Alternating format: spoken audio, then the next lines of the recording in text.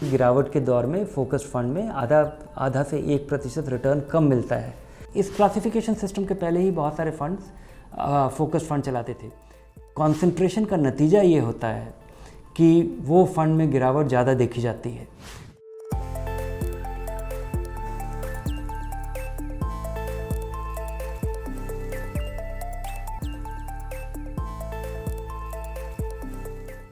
Mutual fund की शुरुआत होती कि एक फ़ंड कंपनी निर्धारित करती थी कि उसको किस तरह से पैसा लगाना है और एक फ़ंड की शुरुआत होती थी, उसका वो फ़ंड लॉन्च किया जाता था।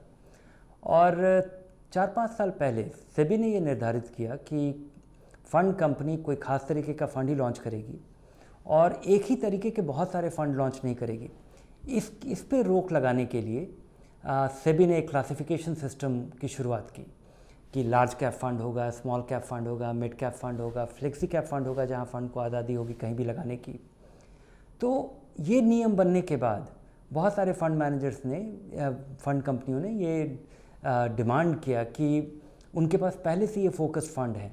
पहले से बहुत अधिकतर फंड कंपनी के पास एक फोकस्ड फंड था जो कि डाइवर्सिफाइड था, लेकिन ये कुछ 10, 15, 20 कंपनियों के शेयर में ज़्यादा पैसा लगाता था। और इस डिमांड की वजह से उनकी इस मांग की वजह से ये फोकस फंड की फॉर्मल शुरुआत हो गई। लेकिन इसके पीछे कारण यही था कि फ़ंड मैनेजर जब एक म्यूचुअल फ़ंड चलाता है तो देखता है कि आपको सुविधा दे सके, इंस्टेंट डाइवर्सिफिकेशन दे सके। जैसे आप अपना 5,000 रुपये किसी म्यूचुअल फ़ंड में इन्वेस्ट करते हैं तो आपका तुरंत पैसा वो 15, 20, 25, 50 शेयर्स में एक तरह से इनडायरेक्टली इन्वेस्ट हो जाता है। फोकस्ड फंड में फ़ंड मैनेजर्स की इच्छा अनुसार उसके पसंद के चुनिंदा 15, 20, 25 स्टॉक में ही पैसा लगता है और इस उम्मीद में लगता है कि अगर वो उसे खास पसंद है और वो फंड मैनेजर अगर राइट प्रूव होता है, अगर वो सही साबित होता है तो फ़ंड को खासा अच्छा रिटर्न मिलेगा और उसका निवेशकों को फ़ायदा मिलेगा। तो इसी वजह से फोकस फंड को फॉर्मल स्ट्रक्चर मिल गया। लेकिन इस क्लासिफिकेशन सिस्टम के पहले ही बहुत सारे फंड्स फोकस फंड चलाते थे। नियम अनुसार ये हुआ कि फोकस फंड में 30 स्टॉक से ज़्यादा नहीं हुआ करेंगे और डाइवर्सिफाइड, और ये किसी तरह का कॉन्सेंट्रेटेड सेक्टर या इन कंपनियों में बैठ ले सकता है, पोजीशन अपना रख सकता है। इस तरह के नियम से 30 स्टॉक के नियम से तो डाइवर्सिफाइड फंड भी चलाया जा सकता है और वो भी काफ़ी फोकस्ड ही दिखेगा। अगर कोई एक ऐसा फंड होता है जो कि हर जगह पैसा लगा सकता है और उस स्टॉक में अगर 15-20 स्टॉक ही हैं तो वो भी डाइवर्सिफाइड फंड, एक फोकस फंड दिख सकता है। लेकिन फोकस फंड में थोड़ी और आज़ादी है कि कुछ खास तरीके के सेक्टर या कुछ खास तरीके की कंपनियाँ, 30 कंपनियों के शेयर से ज़्यादा उसमें नहीं हुआ करेगा। डाइवर्सिफाइड फंड अपना पैसा हर तरह की कंपनियों में लगाते हैं, हर सेक्टर की कंपनियों में लगाते हैं और आम तौर पे, हालांकि इसके बारे में कोई निश्चित नियम नहीं है, लेकिन आम तौर पे 50-60 कंपनियों के शेयरों में पैसा आम तौर पे लगा रहता है और ज़्यादा भी हो सकते हैं। तो ये एक बड़ा अंतर है। हर समय 50-60 कंपनियों के शेयर में पैसा लगा होने की वजह से यहाँ पे इनके प्रदर्शन में ज़्यादा स्टेबिलिटी दिखता है और ख़ासकर गिरते बाज़ार में, जब बाज़ार बहुत रफ्तार से गिरता है तो उस समय कॉन्सेंट्रेशन का नतीजा ये होता है कि वो फंड में गिरावट ज़्यादा देखी जाती है। तो डाइवर्सिफाइड फंड ज़्यादा स्टेबल होते हैं, ज़्यादा विस्तृत होते हैं और फोकस फंड की तुलना में उस तरह से गिरते नहीं हैं जब बाज़ार में गिरावट का दौर आता है।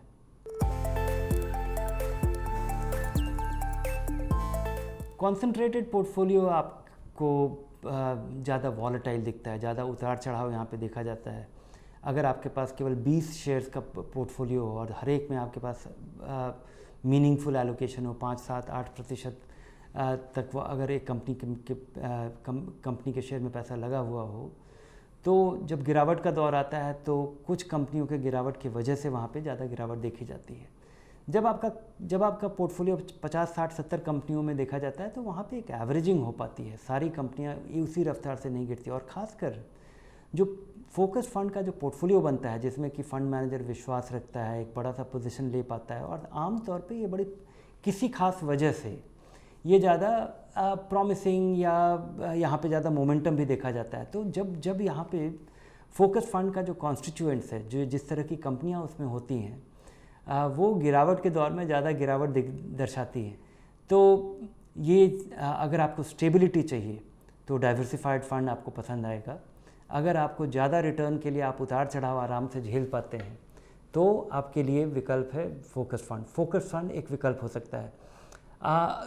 आम तौर पे आपको ये उम्मीद करनी चाहिए कि फोकस फंड में डाइवर्सिफाइड फंड की तुलना में 1.5-2 गुना ज़्यादा उतार चढ़ाव ज़्यादा देखा जाएगा। अगर हम रिटर्न के मामले में देखें तो लंबे समय का रिटर्न 5 साल, 3 साल और आज के दिन जब हम पिछले 5 साल का रिटर्न देखते हैं, 3 साल का रिटर्न देखते हैं तो वहाँ पे सफाई से दिखता है कि फोकस फंड में आधे प्रतिशत से ज़्यादा रिटर्न आपको मिल पाया है। लेकिन कम समय में दिखते हैं, जब अभी जो ये गिरावट का दौर चल रहा है उसमें दिखता है कि गिरावट के दौर में फोकस फंड में आधा से 1% रिटर्न कम मिलता है। तो ये क्लियरली ये भविष्य में देखना होगा कि कौन सा फंड अच्छा करता है या बुरा करता है, और काफ़ी हद तक ये एक इंडिविजुअल फंड पे निर्भर करेगा। लेकिन हमें उम्मीद करनी चाहिए कि फोकस फंड आपको थोड़ा बेहतर रिटर्न दे पाएगा, और गिरावट के दौर में आप भारी गिरावट के लिए तैयार रहना चाहिए फोकस फंड में।